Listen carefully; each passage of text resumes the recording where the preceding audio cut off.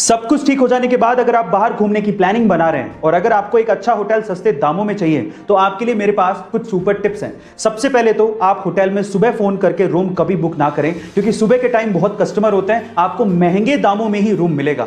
ज्यादा रात हो जाने पर भी रूम्स महंगे मिलते हैं, क्योंकि होटल वालों को पता होता है कि आपके पास कोई चॉइस नहीं है। तो फिर सस्ते रूम्स कब मिलते हैं? सस्ते रूम्स मिलते हैं शाम को 5 से लेके 7 बजे तक। तब सारे चेकआउट कर चुके होते हैं, रूम्स खाली होते हैं, आप तब बुक करिए, आपको सस्ता मिलेगा। इसके अलावा अगर आप ऑनलाइन बुक कर रहे हैं तो इससे अच्छा तो यह है कि आप ऑनलाइन डिस्काउंटेड प्राइस देख लीजिए, होटल को डायरेक्टली कॉल कीजिए, तब आपको वो रूम सस्ते दामों में भी मिल सकता है। गाइस, आपको ये सुपर टिप्स जान के कैसा लगा कमेंट सेक्शन में जरूर लिखिएगा। जब हमारा मोबाइल डिस्चार्ज होने लगता है तो हम लोग चार्जर को ढूंढने भागते हैं, लेकिन तब क्या हो जब आपको चार्जर मिले ही नहीं, या फिर आप ऐसी जगह पर हो जहां पर चार्जिंग सॉकेट हो ही नहीं, या फिर अगर इलेक्ट्रिसिटी ही ना हो तो क्या करोगे?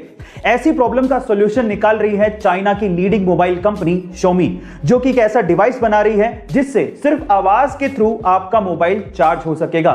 इसे साउंड चार्जिंग डिवाइस कहा जा रहा है। अब ये काम कैसे करेगा? सबसे पहले आपके साउंड को इकट्ठा करेगा और उन एनवायरमेंटल वाइब्रेशंस को ये मैकेनिकल वाइब्रेशंस में कन्वर्ट करेगा, फिर मैकेनिकल वाइब्रेशंस को इलेक्ट्रिकल एनर्जी में कन्वर्ट करके आपके मोबाइल को चार्ज किया जाएगा। अब सुनने में ये अविश्वसनीय लग रहा है, लेकिन एक्चुअली इस पे काम चल रहा है। गाइस, आपको ये टेक्निकल फैक्ट सुन के कैसा लगा कमेंट सेक्शन में जरूर लिखिएगा। चेस यानी कि शतरंज को बुद्धिमान लोगों का खेल माना जाता है और इसे इंडिया में ही इन्वेंट किया गया था। पर अगर मैं आपसे सवाल पूछूं कि एक ही टाइम पे एक ही चेस बोर्ड पे कितने मैक्सिमम प्लेयर खेल सकते हैं तो आप लोग क्या कहेंगे? आप में से अधिकतर लोगों का जवाब होगा 2। लेकिन इंडिया के भोपाल के रहने वाले आदित्य निगम ने 8 महीने की कड़ी मेहनत के बाद एक ऐसा चेस बनाया है जिसमें एक ही टाइम पे एक ही चेस बोर्ड पे 2 नहीं बल्कि 3 लोग आपस में खेल सकते हैं। मजे की बात यह है कि इसमें कोई एक प्लेयर बाकी दोनों प्लेयर को एक साथ हरा भी सकता है, और इस 3 प्लेयर चेस का नाम आदित्य निगम ने ट्राई विजार्ड रखा है। गाइस, दिमाग का खेल बनाने और उसे खेलने में हम भारतीयों का कोई सानी नहीं है। आपका इसके बारे में क्या ख्याल है कमेंट सेक्शन में जरूर लिखिएगा। ये बात है सन 1996 की, जब सौरभ गांगुली ने अपना टेस्ट डेब्यू इंग्लैंड के खिलाफ लॉर्ड्स के मैदान पे किया था और अपने पहले ही मैच में शतक ठोक के उन्होंने 131 रन की पारी खेली थी। 25 साल बीत जाने के बाद भी रिकॉर्ड कायम था, लेकिन अभी रिसेंटली न्यूजीलैंड के खिलाड़ी डेवॉन कॉनवे ने इस रिकॉर्ड को तोड़ दिया। जी हां गाइस, डेवॉन कॉनवे ने अपने डेब्यू मैच में इंग्लैंड के खिलाफ लॉर्ड्स के मैदान पर 200 रन की नाबाद पारी खेली और यह रिकॉर्ड अपने नाम कर लिया। गाइस, मजे की बात यह है कि सौरभ गांगुली और डेवॉन कॉनवे दोनों की बर्थ डेट 8 जुलाई ही है, दोनों ही लेफ्ट हैंडी बैट्समैन है और दोनों ने ही अपना टेस्ट डेब्यू इंग्लैंड के खिलाफ लॉर्ड्स के मैदान में करके शतक ठोके। गाइस, आपको ये इंफॉर्मेशन कैसी लगी चैट सेक्शन में जरूर लिखिएगा। यूएफओ, एलियंस और एलियंस की दुनिया, ये हमेशा से ही हमारा ध्यान खींचती आई है।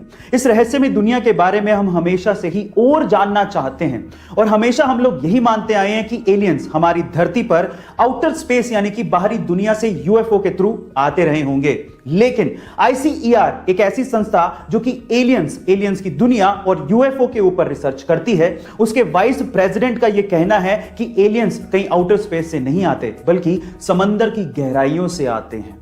उनका तो यह भी कहना है कि समंदर की गहराइयों में एलियंस के बेस हो सकते हैं। ओह माय गॉड गाइस, सच्चाई क्या है ये तो हम नहीं जानते, लेकिन एलियंस के बारे में यह खबर हमारी जिज्ञासा को और बढ़ा देती है। गाइस, आपको ये खबर सुन के कैसा लगा चैट सेक्शन में जरूर लिखिएगा। अभी तक तो दुनिया के अरबपतियों में स्पेस की खबरों को लेके सिर्फ एलोन मस्क की सुर्खियों में रहते थे, लेकिन अब अमेज़न के मालिक जेफ बेजोस भी स्पेस की खबरों को लेके सुर्खियों में हैं। ऐसा इसीलिए क्योंकि 20 जुलाई 2021 को वो अपने भाई मार्क बेजोस के साथ स्पेस की यात्रा पर जाने वाले हैं, और ऐसा करने वाले वो दुनिया के पहले मिलियनेयर भी बनने वाले हैं। वो अपनी स्पेस कंपनी ब्लू ओरिजिन के तैयार किए हुए रॉकेट कैप्सूल न्यू शेफर्ड से स्पेस जाएंगे, और 20 जुलाई की ही डेट को सिर्फ इसलिए चुना गया क्योंकि 20 जुलाई के ही दिन अपोलो 11 चांद पे लैंड हुआ था और नील आर्मस्ट्रांग ने चांद पे कदम रखा था। गाइस, आपको ये इंफॉर्मेशन कैसी लगी चैट सेक्शन में जरूर लिखिएगा।